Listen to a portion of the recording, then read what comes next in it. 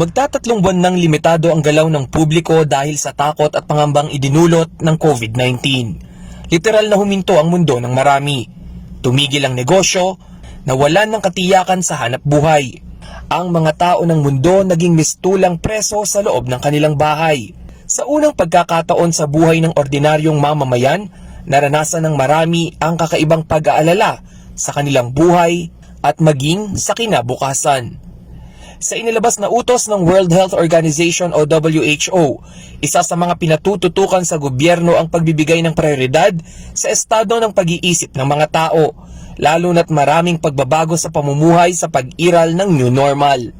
Kaya maliban sa mga pasilidad para sugpuin ang pagkalat ng COVID-19, isang mental health quarantine facility ang itinalaga ng lokal na pamahalaan ng Baler, Aurora. Sa pasilidad ay tiniyak na mapananatili ang malusog na pag-iisip ng mga residente sa lugar. Ayon sa Centers for Disease Control and Prevention, may 5 palatandaan sa isang tao kung apektado ng takot at stress dala ng pandemya.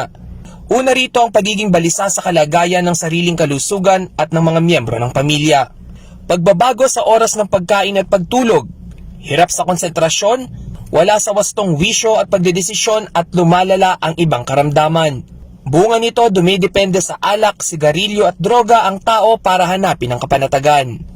Ayon sa Department of Health, ang ganitong mental health facility ay mahalaga upang may matakbuhan ng mga tao na nakararanas ng takot at alalahanin sa panahon ng matinding krisis.